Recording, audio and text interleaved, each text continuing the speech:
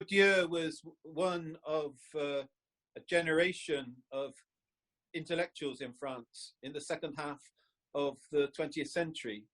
And he very often is considered a sociologist, or however, his background was in philosophy. And he studied, he was at university with Derrida, and so he was all part of that generation. But when he was in the 1950s, he went and did his military service in Algeria. And Algeria was in the middle of a big war, and this kind of like the shock of this war made him become interested in anthropology. And therefore he kind of embraced anthropology as a way of trying to articulate his philosophy, to explain the experience of what was happening to people in Algeria. So although very often people consider him a sociologist, he is more of a kind of social theorist or social philosopher, if you like, somebody who uses philosophy as a way of explaining human experience. He was very interested in suffering, what he called social suffering. You know, what is it that placed people within society that led to suffering? So obviously there was suffering amongst the Algerian peasants, but he also looked at the farmers in the area where he came from in the Pyrenees, and how it was that the social structures constructed a certain form of suffering because people could not escape from their kind of social destiny, the world that they were born into. So his idea was very much that you could, by objectifying the social forces that imposed upon you, that in some ways you could liberate yourself from them. I mean, if not actually liberate yourself from them, you could at least understand why, what was happening, why you were in that position, and why you maybe felt bad about it. So his philosophy, his social philosophy, was very much based on a study of society, but also of the individual experience within society. I mean, in a way, it reflected his own biography because he was born in a very poor family in the mountains. He didn't even speak French, and then he was sent to school as a boarder. In other words, he stayed there all the time, and the children made fun of him because he didn't speak French. He had a bad accent. He had very poor clothes, and some people say that he never lost that. And even though he was very successful intellectually and academically, it was kind of his intellectual work that allowed him to understand and to maybe even transcend, the experience he was having. So even though he went all the way up through the best schools in Paris, and then he was at the Collège de France, which is like the top echelon of French academic world. It's only the top 52 people go to the Collège de France.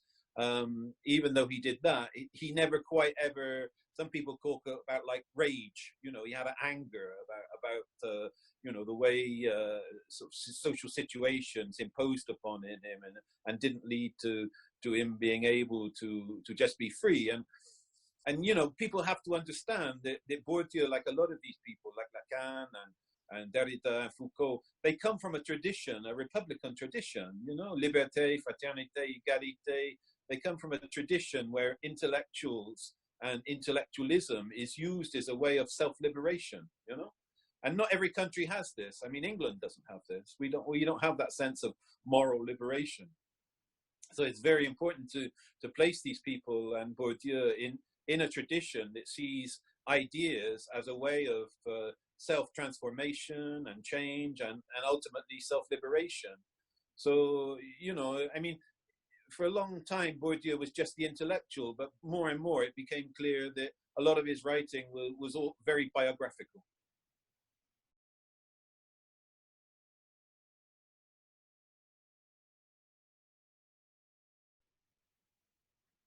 Yes, I mean, people said, that, the way he acted, for a long time he was very distant, he never appeared on television, he was never interviewed and things like that. He was just working in a university, and he worked like really hard, when you see him. like all night he'd come, his eyes were like this because he'd been up working all night. He worked very hard. But then later on in his life, mostly in the last decade or so, he became much more social activist. You know, he appeared on TV. He made a film about his life as a sociologist. He appeared at manifestations, demonstrations, political things. He wrote books for the general public and things like this. So he used a lot of his ideas as a way of passing on what he thinks he'd learned to help other people. And I think, you know, even towards the end of his life, he was saying that his brand of sociology was even a form of kind of psychotherapy. It could be used by using his concepts and his theory of practice. People could use it as a form of self-analysis. So this was very, you know, this was the way his ideas evolved in a career that was maybe 50 years. You know, I mean, it was a long career, but it did evolve over the years. And then, of course, in the very final point, you know, almost before he died, he said, well, actually, it was all about me. You know, it's just me analyzing myself. And actually, I mean, it's very difficult for people to appreciate this, but it was a big shock. You know, at the time, it was an intellectual scandal that Bourdieu said, you know, that actually it was all about him all the time. You know, it was a point of self-revelation, really, you know. So for a big public intellectual to do that was you know, really very important. And he always, you know, he was very unorthodox. You know, he was very unorthodox in his views, and he was always objectifying the situation. So even when he went to the Collège de France, and as I said, the Collège de France, it goes back hundreds of years. It has a big, you know, it's a great honor, the biggest honor you can have in France. And they have a big ceremony, you know, and the president of France comes and he gives a lecture. You know, you give a lecture, and his lecture was about the ceremony, about the lecture. In fact, it's called a lecture on a lecture. And so he used the situation of the inaugural conference as a topic of his conference, you know, to objectify what was happening here. And he said that it was terrible, you know, like Foucault was in the front row and he was glaring at him. How dare you do this? You know, how dare you even Foucault was saying, how dare you use the, you know, this ceremony for the Collège de France as an objective analysis. You know, there's a point where you have to just accept the sacred. But for Bourdieu, he couldn't do this. He had to turn even that into an objectification of what the social pressures and influences were happening there. So it was very notorious, very controversial when he did it, you know. And he was always like that, you know. Even when he died, in Le Monde, in the newspaper, on the front page, it said, Bourdieu est mort, you know, he's dead, but it's not certain that he's recognized it yet. You know, he refuses to recognize it yet. You know? And it was a kind of joke that he was always this. A lot of his work is full of like refusal, rupture, you know, rupture, refusal, you know, break, rupture, refusal, you know, intellectually. And he would say that he, you know, had to do a lot of work to break with the doxa, the orthodoxy of his culture, the orthodoxy of his biography, the orthodoxy of the intellectual tradition. He had to, you know, this was painful work. It was a form of psychoanalysis, you know, to break with all of the assumptions and all the orthodoxy that he was given. All the time he was breaking with this. So it was a kind of like, it was like the onion analogy, you know, like stripping away layers of all this orthodoxy. So in this way, it was a kind of liberation and a kind of therapy for him, yeah.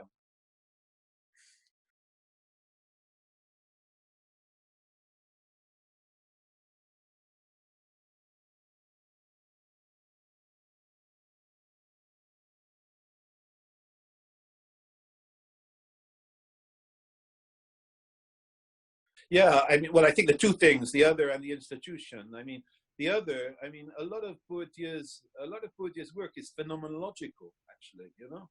I sometimes call it a philosophy of the object, you know, a philosophy, but the object, you know, it's not just like a cup or a chair.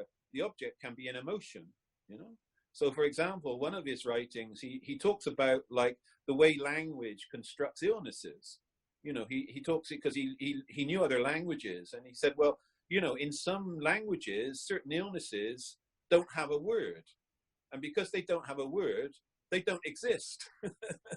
And so when you talk about, you know, the other and the philosophy of the object, you know, you're intimately talking about language and the place that language use in constructing the other and the constructing the object, you know, because there is always a separation. I mean, this is the kind of fundamental of a lot of 20th century postmodern thinking. You know, there is an arbitrary nature between the sign and the signifier and the signified, and that's true about emotions or mental activities. You know, because there's this arbitrary break. The other is always somehow, you know, a standoff, something that stands away from you. You know, and then it's all about what is your relationship to the other. You know, what is the relationship to the other? And I suppose there's almost like a Vygotskian psychology about the construction of the other. I mean, with Vygotsky, it's a, you know, control over self, control over objects, and control over other people. So this kind of sense of control, well, it was there for Bourdieu as well. You know, the separation between you and the other was always a form of distinction. And because there was a distinction, you know, for him, the only difference is that for him, it was always socially, you know, the social values and the social interests that were expressed in those relationships. It was never just, say, you know, essential. This is why a lot of psychology would be too essentialist for him, you know, because it's just in the world of psychology, for him, everything is kind of socially constructed, you know, so even affectation and emotions and sex and love, all of this is a social construction for him, you know, but all of it is the other, you know, and he hated the other, you know, in many ways, you know. I mean, in one of his books, he describes it as the relationship between subject and object, subjectivism and objectivism. And he says it's the worst, the most ruinous, you know, the most disastrous in all of the social sciences is this dichotomy, this contradiction between the subject and the other and the object, the other and the one. And a lot of his work is trying to return and reconcile the subject and the object. What is the nature of that reconciliation, that healing, if you like, that therapy, like that brings the object and the subject together as one. So ultimately, you're talking about sort of forms of consciousness and things like that, you know. But it's like a lot of therapy, you know.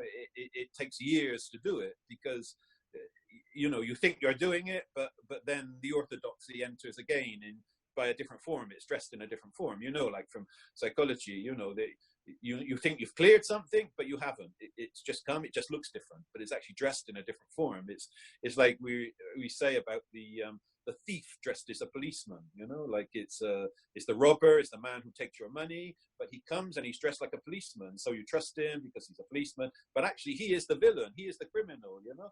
So, you know, it's very, this is why it takes a very long time to, you know, to be able to understand what the nature of the relationship is. It's always about the nature of the relationship, you know. And of course you can express it through language, but then you have to objectify the language of objectification. So it's a sort of continual process.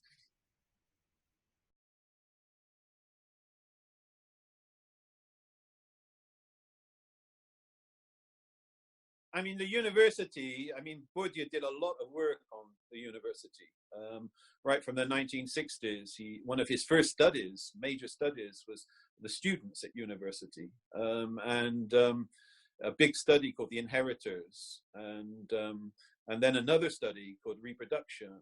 And it's very interesting. I always like The Inheritors because it begins with a story from Margaret Mead, the anthropologist. And she talks about South Pacific Indians. They're Indians who live on a particular island in the South Pacific. And she tells this story about the young men, when they come to a certain age, they go out into the desert for 40 days on their own, and they don't eat and they don't drink, you know, and because of this, they have dreams and fantasies, and they, you know, and then they come back after 40 days and they tell to the village what they have seen, what their dreams are. And then she explains how, you know, the chiefs of the village explained to some of them that their dreams were real and authentic and could be believed, and for others their dreams were not authentic and not real and just fantasy. And, he uses this as the very first quote in this book about the university, because for him, that's how education operated, that people turn up to universities as equal. But of course, the whole institution, the raison d'etre of the institution is to maintain the reproduction of the elite, the dominant members in society. So the second book was called Reproduction, the way that social classes are reproduced. And that, of course, is true not just for the students, but for the teachers and the professors in the university, So he did a big study about the way the different subjects, the different statuses of the subjects, how that was evolving, why that was different forms of capital, and how, different, the old aristocratic subjects versus the modern subjects. And he saw very early on that there was what he called a divide between scientific knowledge, scientific capital, and temporal, what he called temporal capital, temporal knowledge. And this was, the scientific knowledge was scholarship, intellectual ideas, but the temporal knowledge was, management and business and, all of the aspects of the university that were about commercial selling to students. And he saw the contradiction between the two. And he also saw how the temporal was growing, getting bigger and bigger. And the intellectual side was suffering more and more and more. And he then saw how the university as well was just like another society, what he called field. It was, it was a site of struggle, of things, of people fighting, of conflict, and it was another social class system within the university. And so he, devised a method of studying it in terms of the individual background of the people in the university, the structure of the field of the university, in other words, the people that actually worked in the structures, the management structures of the university, and then the relationship between the university and what he called the field of power, which is like the politics, And of course, what he found, which is what he found in many countries, is that, the field of power was dominating and influencing, what was happening within the university. I mean, for him, scientific knowledge, objective knowledge, was more scientific and more objective according to the degree of autonomy or independence of the researchers, the intellectuals that were working on it. So the more independent you are, the more scientific, because this gives you a critical community where knowledge is passed around. Now, this is kind of an ideal that never exists. You never get this. You never have had this. But the opposite is true. The less independence you have, the less autonomy you have, the less objective and scientific the knowledge is, because it's completely politicized. So you have a situation in England where, some subjects that are favored by the politicians, do very well, get lots of money, and the subjects that aren't favored by the politicians get no money, so there's a bit, and then the knowledge itself is very questionable. And then at the same time, they have a big thing politically, like in France, okay, 80% of children, students, 80% of young people will go to university, 80%. But then what you have, of course, they go, so the university expands, so there's lots of places, but then people have degrees, qualifications that don't have any value, I mean, in the 50s, if you had a doctorat or even a master's, a maîtrise, you were already assured of a very, very good job. But now we have in England people with doctorates, PhDs working in McDonald's, because everybody has a doctorate. Well, not everyone, but so you get what you call qualification inflation. So it's an institution of state, which is subject to, an analysis which shows, the levels of corruption, that it's not what it says it is. It's not quite the source of equality and freedom that it says, it is. And of course, for Bourdieu, people would say, okay, so what are you going to do about it? What can you do? And of course, it's not easy. It's not easy because the problem is that, when you try to change something, because the rationale of the university is to do this, it just finds another way of doing it. Again, it's like the thief and the policeman. It reproduces another strategy, so that it's still the same. So even though you have all these reforms, but still the people from the upper classes do well and get good jobs, and the people from the lowers don't. Even if though so you get this deception. You get this deep deception, and really, to be honest, this is at the heart on the kind of intellectual side of a lot of the populism that you see in the world now. That many young people that maybe aren't even so young anymore. They went through this. They were promised this future, and then the future isn't there. So then they start turning towards dictators and charlatans and people that So this is it is. He would say better to know this than to not know it. At least when if you know it, you start thinking in a different way. I mean, so you cannot change the world, but you can change your relationship to the world, and by speaking like this, something changes. So it's not always a kind of cause effect that you do change. It's actually just by creating a different way of thinking and talking, and ultimately a different relationship again to the object or other. It changes the relationship, and when that relationship changes, maybe something will change. But somebody who offers you another reform or another politics, it's not going to change. It needs something much more radical. So it's quite a powerful message. It's quite a powerful message. So this is why I say that when we were working with these ideas in the 1980s, it was like being with a rock band. We thought we were going to change the world. These ideas were amazing, and the world was going to be liberated, and it was fantastic. So, well, it didn't happen. So, that's another story. But these are very powerful ideas, very rich ideas. Yeah.